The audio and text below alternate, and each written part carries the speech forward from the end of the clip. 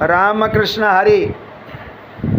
आम्ही वारकरी परिवार सेवाभावी संस्था नांदेड महाराष्ट्र आयोजित ग्रंथराज ज्ञानेश्वरी पारायण सोहळा वर्ष 9 दिवस 15वा अध्याय 12वा माझे चिंतन पुष्प मोक्ष देऊनी उदार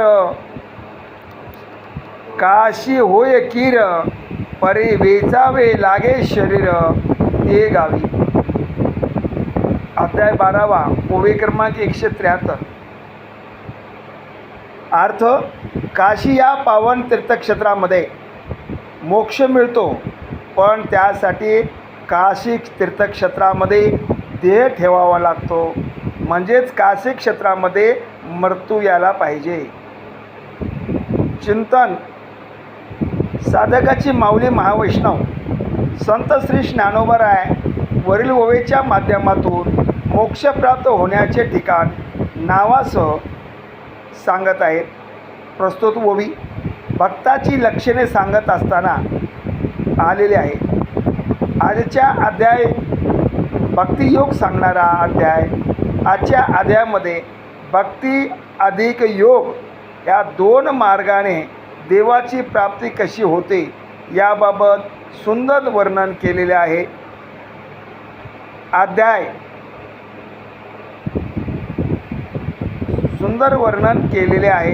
अध्याय वाचत असताना नेमकी कोणती ओवी चिंतनासाठी निवडावी हाच मोठा प्रश्न पडत होता.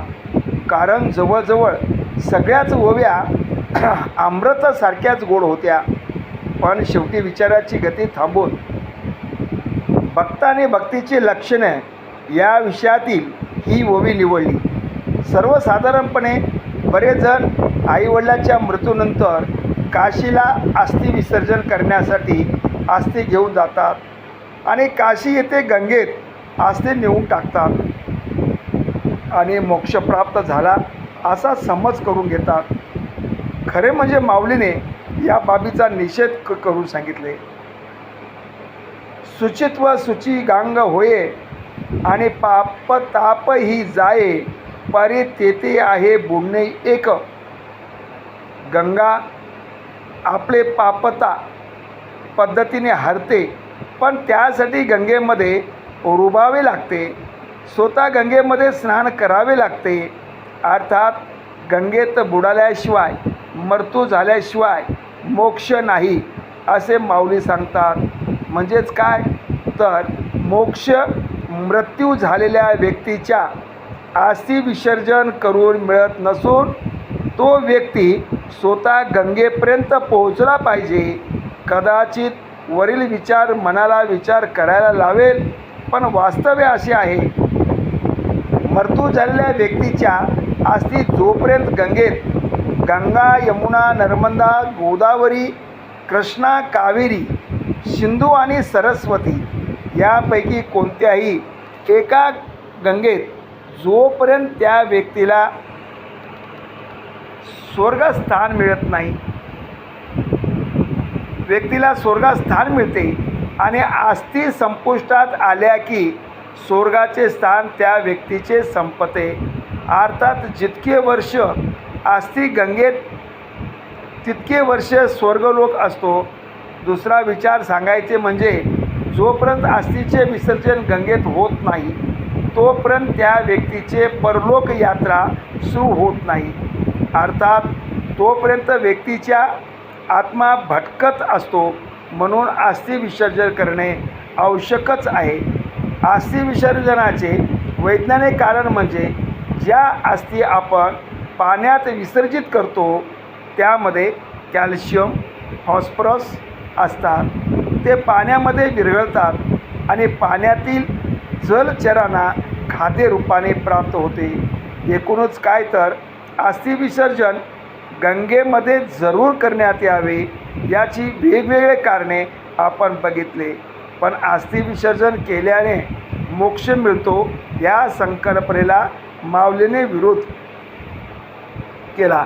कारण स्वर्गलोक प्राप्ती मोक्ष प्राप्ती या संकल्पना वेगवेगळ्या आहेत. स्वर्गलोकामध्ये सुख नाशवंत आहे, तर मोक्ष सुख शाश्वत आहे.